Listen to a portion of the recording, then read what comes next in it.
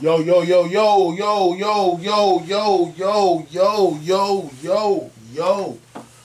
yo, yo, yo. It's the homie Mack. Music, art, culture, knowledge, reporting live from the Dogon. Dogon. Each one teach one, peace and love. Like, share, comment, subscribe. Thumbs up, give me the likes. Thumbs up, give me the likes. Thumbs up, give me the likes. It's the homie Mack, man. Here for another session of Mackin with Mack book review series.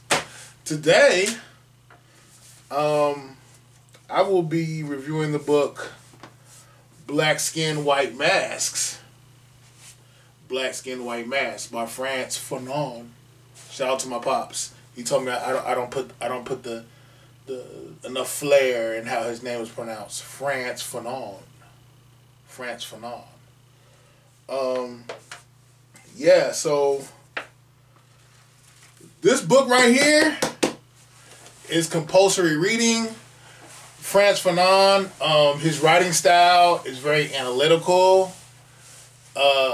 His writing style is a mind FUCK. I'm trying to stop cursing, but it's his style. It's like, as I read this book, I felt like he was sitting next to me and was just pointing to the pages like, did you see this? Did you catch this? You understand what I'm saying? It was weird. It's, what did William Faulkner say? The past is never in the past. I highlighted so many different things in this book. I don't even know if I can do this book justice, but I am going to try to. Compulsory reading. Black Skin, White Mask. It needs to be in everybody's library, irrespective of race, irrespective of class. It needs to be in everybody's library. But the semester just started up, so I'm back in school. I have to tap into my sources. So FANON, he was a psychiatrist. He was a philosopher. He was from Martinique. Martinique was a French colony. So FANON grew up under French colonial rule. He served in the French army in World War II.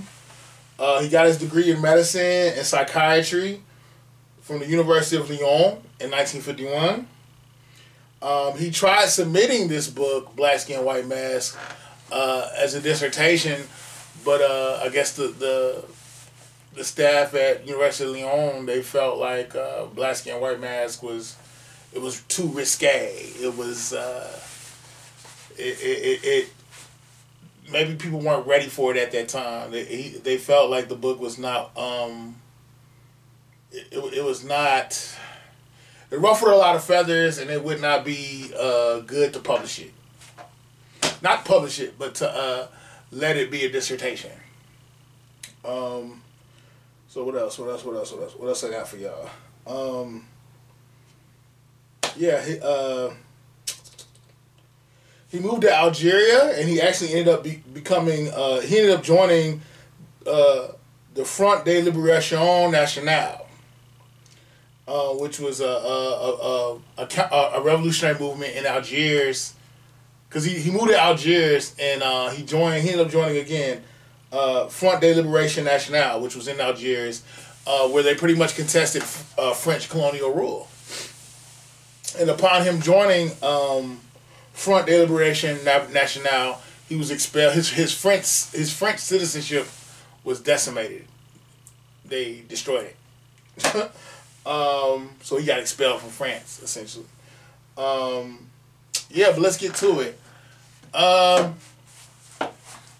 Black Skin, White Masks. Great piece of literature that resonates through the annals of history and time. In this book, it's really interesting because I'm ADOS, but this book gave me perspective on how colonialism, specifically white supremacy, how it has resonated and impacted the lives of those throughout the African diaspora, and he details it in a very intimate way. He talks about how, like, you had a lot of um, people throughout the African diaspora who moved to France, and they wanted to show the French people, I'm not like the rest of these. I can speak proper French. I can pronunciate the words correctly. I can speak it fluently, and I am intelligent.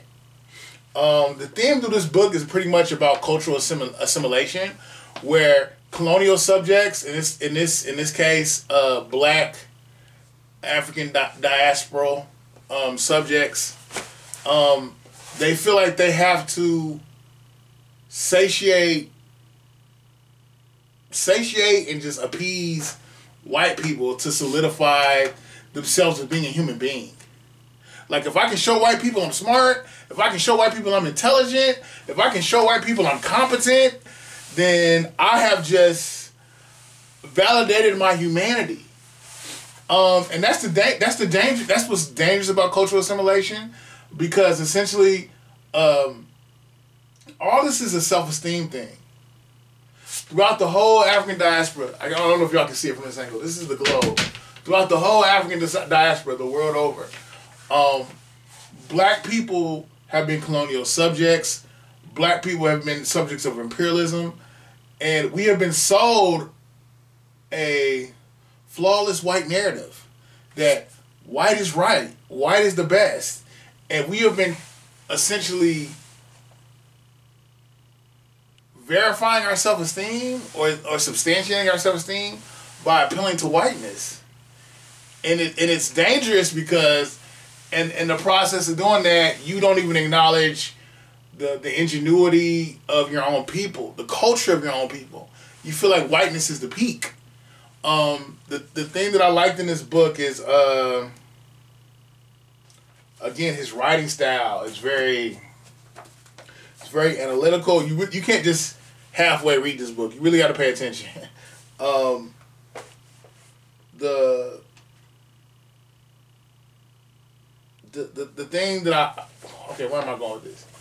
The thing that I liked about this book is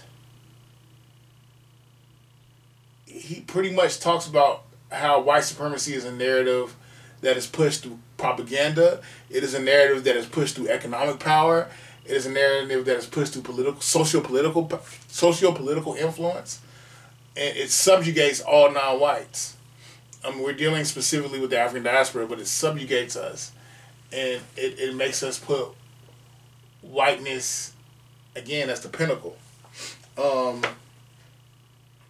And it's weird because in this book he has a section where he talks about black women dealing with white men, and essentially saying how there was a black woman who said, like, she took pride in the fact that her great-great-grandmother was white.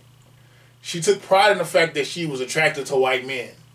So the narrative is, if my humanity is essentially validated through whiteness. It's validated through proximity to whiteness. If a white man wants to date me, I'm good. But this is not a shot at black women. It's more or less just to say, like, look, us as black men and black women alike, we've all been sold this narrative that whiteness is the holiest of holies. We've all assimilated to whiteness. And that's what makes us great.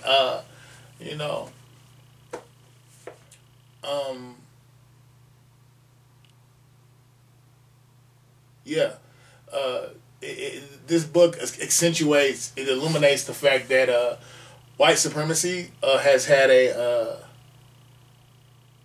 it's basically had a stronghold on black minds. One of the things that I like that he talked about in this book, he talks about how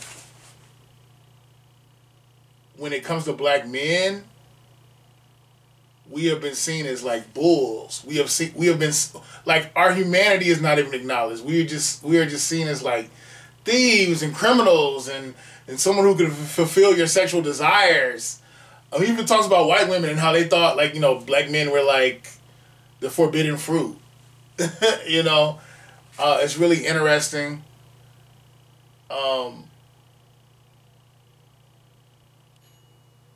And he talks about how, like, a lot of times a black man's worth, it's centered around his genitals.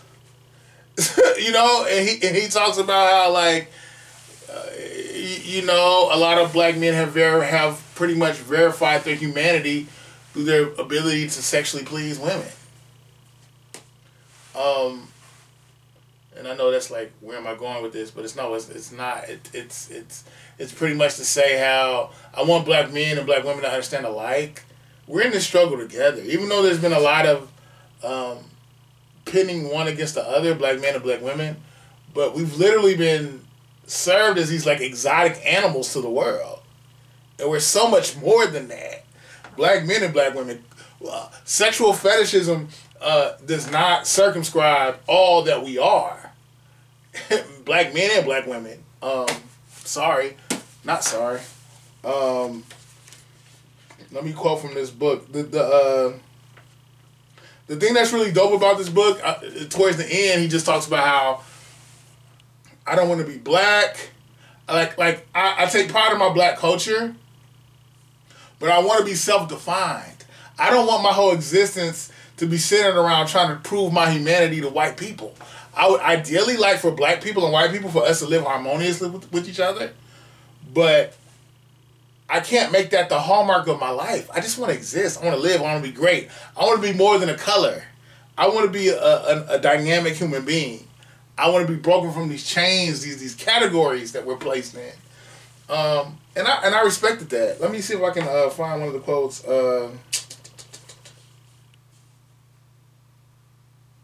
May man never be instrumentalized.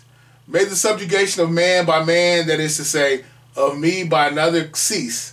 May I be allowed to discover and desire man wherever he may be. I just want to be free. That's what I feel like he was saying. Oh man, I just ripped the book. Sucks. But no, Black Skin, White Mask. I implore you to read this. It's a great piece of literature. FRANTZ, FANON. Each one teach one, peace and love. When I think about black people, it's a self-esteem issue. It's a self-esteem issue. We know about epigenetics. We know about cultural assimilation. We know that we've been taught to hate ourselves, and the resonance is passed down from generation to generation. Black man, black women, let's build one another up. Let's be great. Let's fulfill our destiny. Let's be great. It's the homie Mac, man. Like, share, comment, subscribe. Thumbs up, give me the likes. Thumbs up, give me the likes. Signing out from the Dogon. Each one teach one. I'm out.